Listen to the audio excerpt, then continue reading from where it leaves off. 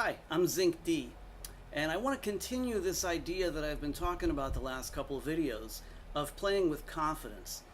I think that the more you know when you play, the more you can, play strongly and play whatever your ear hears, and you can trust your fingers that they know what to do and that they're going to know what to do. And I find that a lot of times when I'm talking to an adult student, they hear about the modes. They ask me about the modes. What's this about the modes? And I look at them, their eyes are a little bit glassy, like, wow, this is like some foreign thing. And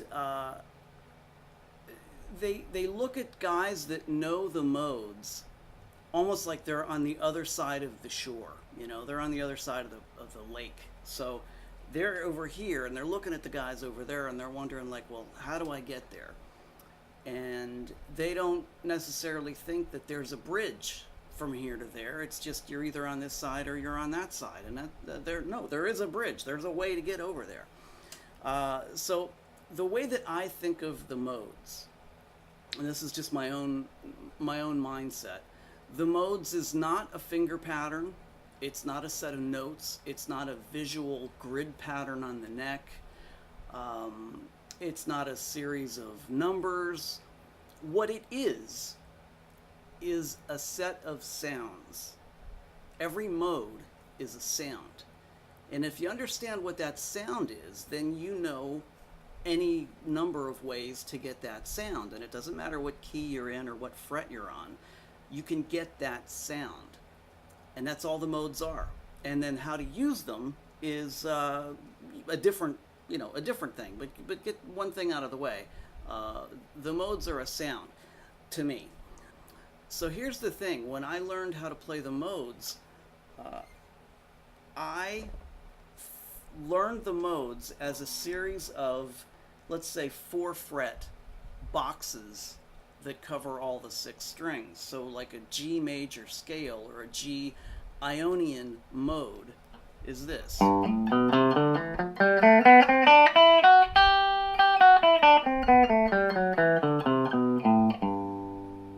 So there's the G Ionian mode, and then that led into the A Dorian mode, and that goes like this. It's on the 5th fret, and it uses this set of frets, and it sounds like this. Then you have the B Phrygian mode.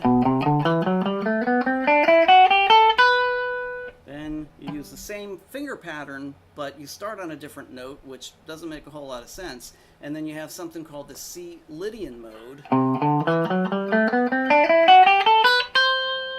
And you move up again, the boxes change, and you got this D Mixolydian mode. You move the boxes up, you got the E natural minor or the E Aeolian mode. Then you move up 2 more frets, you got these boxes all the way up the top of the neck, and you've got the F sharp Locrian mode, which, as crazy as the name sounds, the scale sounds just as crazy. It doesn't make any sense.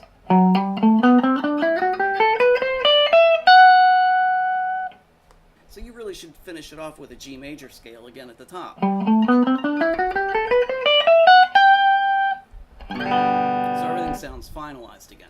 Anyway, that's how I learned the modes, and I used them for years and years, probably all the while learning other ways of playing, other uses of them, because I understood them. I thought, pretty well that I understood them. And as I'm teaching for a good 20-25 years now, I've realized that I don't think of them that way anymore. So when I introduce them to students, it's important to me to show them this is where I came from. This is how I learned it. And so if you need to learn it that way, that's fine, because that's how I learned it. But the way that I think of it now is a 1-octave pattern. This box here is a 2-octave pattern. So you have the 1st octave, and it ends in the middle of the sets of strings. The 2nd octave, if I keep it going, is this. So you really have a 2-octave pattern there. But what's crazy about it is that there's two different fingerings there. This first fingering is 2 4 1 2 4 1 3 4 if I count my fingers. 2 4 1 2 4 1 3 4. But then the second octave is 4 1 3 4 2 4 1 2. That doesn't relate. That doesn't make a whole lot of sense. So the way that I think of it now is I think of it as a one octave pattern. And again, it's a one octave sound. And the best way to play it, the easiest way to play it is like this. Done. You're done with the Ionian mode or the major scale. Fingering, if you need to remember the fingers, it's second finger, fourth, next string, 1 2 4 1 3 4. And then your pinky ends up an octave higher than where your second finger started. And now you can play this scale or this mode all over the neck, anywhere you want to.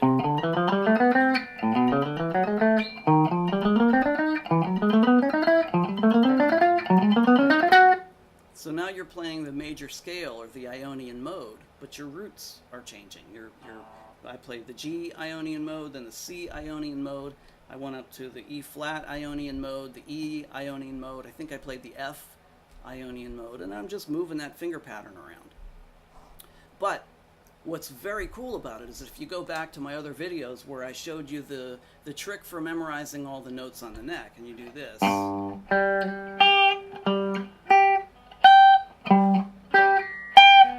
And you can find all the G's. Well, if you remember the finger pattern of the one octave G Ionian mode or the G major scale, you can play it anywhere. So check this out. Here's a G. Here's my Ionian fingering. There's another G right here, the 10th fret on the 5th string. I'm just going to use the same fingers, 2 4 1 2 4 1 3 4, and I've got that same sound. There's another G on the 4th string, 5th fret, and that's an octave above where I started out here. But now instead of playing off my pinky and coming up with a different fingering, I'm going to play this way. 2 4 1 2 4 1 3 4. Now you'll notice I'm on the 4th string to start, so that means that the last set of notes is on the 2nd string. I have to add a fret. So if I need to explain more, I will, but just don't be, thrown off by what I'm about to do here. So it's still 2 4 1 2 4, shift up a fret, and then 1 3 4. So my fingers don't do anything different whether or not it's on the 6th string or the 4th string. I'm not changing the fingering just because I have to shift up a fret. I'm just going to take the same finger with me. That way my ears and my fingers are still talking together. They're not learning some detached thing that sounds different by doing the same thing or anything like that. I'm taking the same thing with me. Let's see, I'm not done yet. There's a G on the 3rd string, 12th fret, 2 4, and the next one is 1 2 4, but you have to shift up because you're on the 2nd string, and then 1 3 4. So this.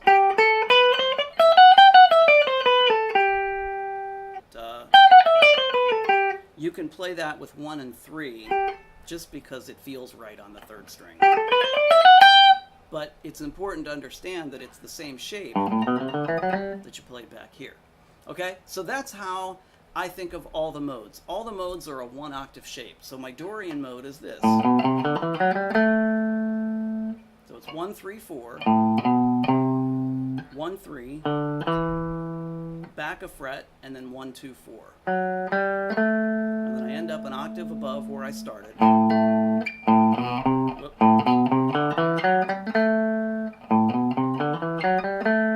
And that's off of A, so now I take that fingering off of any A that I know. Here's one. Complete with the backup fret on the next, this one. There's an A here. Now this one's going to cross over onto the 2nd string, so I won't have to back up a fret. It'll be on the same fret because I have to add a fret, put it that way.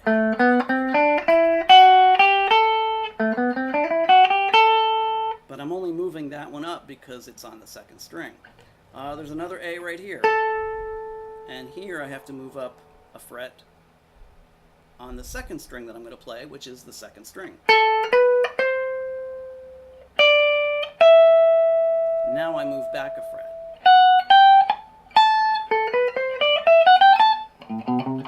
So in the original pattern, I'm playing 1, 3, 4, 1, 3, and then I back up 1, 2, 4. But anyway, so every one of the modes works that way. The B Phrygian mode is this.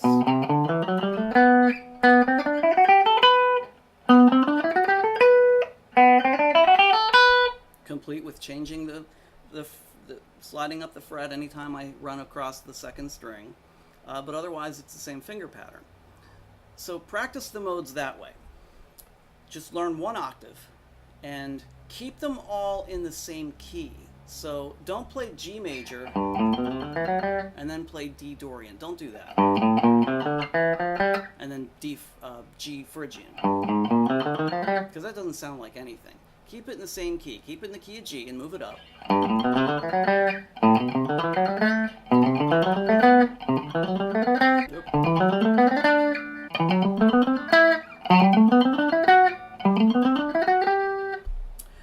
But play it that way, because then all the notes sound right.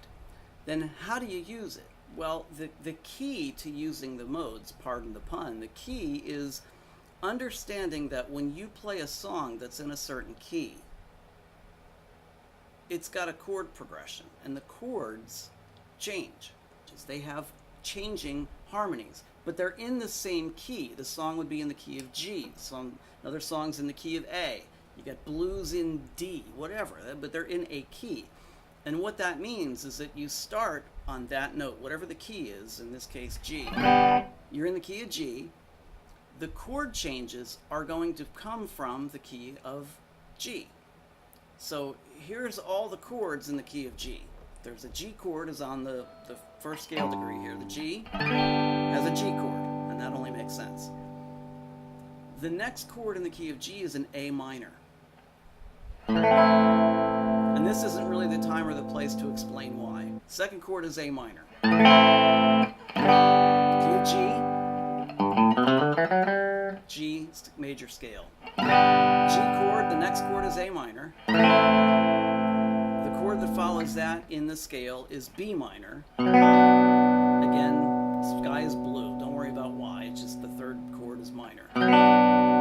Then the fourth chord, or the four chord, some people will call this the four chord. The key is C, the chord C is back to a major chord. The five chord, the chord that's built off the fifth scale degree, 1, 2, 3, 4, 5. The fifth note in the scale is a D, so the chord is a D major chord.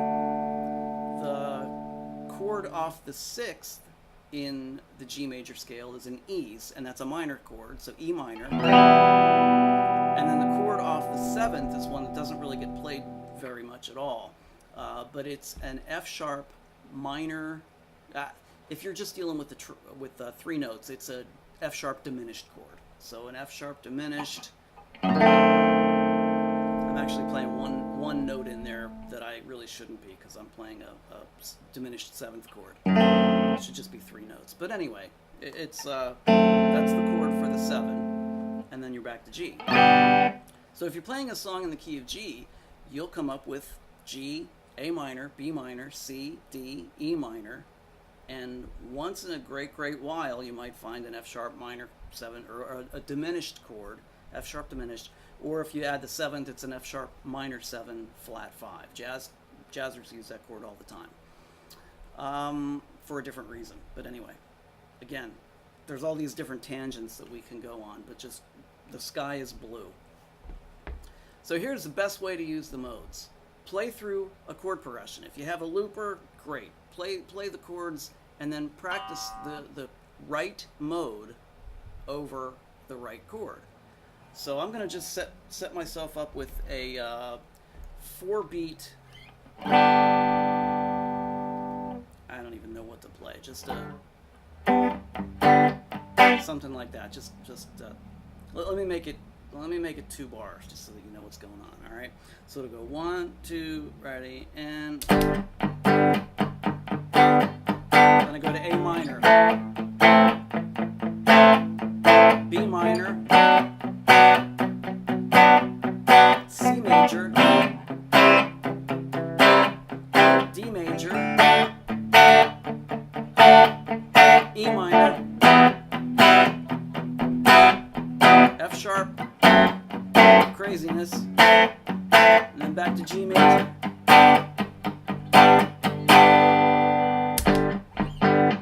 Okay, so I got that as a loop. So now what I'm going to do is play the mode over top of that. And then when the chord changes, I'm going to change the mode. So check this out. Here's how you practice it. So here's what I'm going to do. I'm going to just, as soon as it starts playing, I'm going to jump into the G major scale. Okay, 1, 2, ready, and A Dorian, B Phrygian, C Lydian, D Mixolydian, E natural minor, Aeolian, F sharp, Locrian, G major.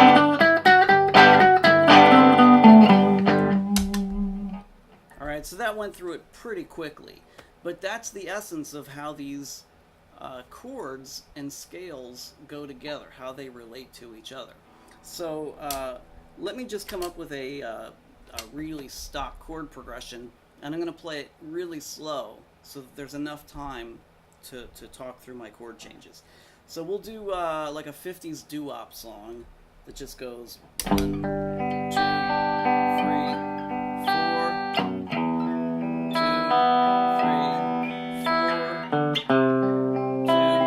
3, 4,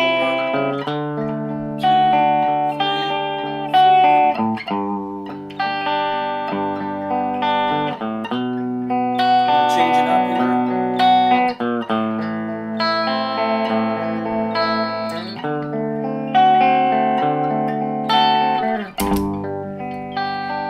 Alright, I got faster as it went on. Okay, but anyway, so I did G, E minor, C, D. And the second time through, I went G, B minor, A minor, D. So it starts out with G. I'm going to play G major. How about if I start them all a little higher up on the neck? So the G will be here. E minor.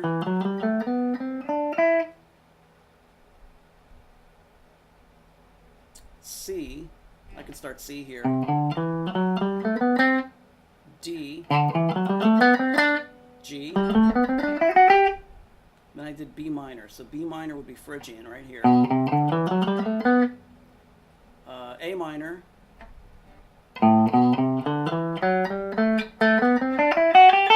I might do A minor there. Then D again. And then back to G. Okay, so let's try this. So it's G major first. Ready? Go. E minor, E natural minor, C, Lydian, D Mixolydian, G major, B minor, B Phrygian, A Dorian, D Mixolydian,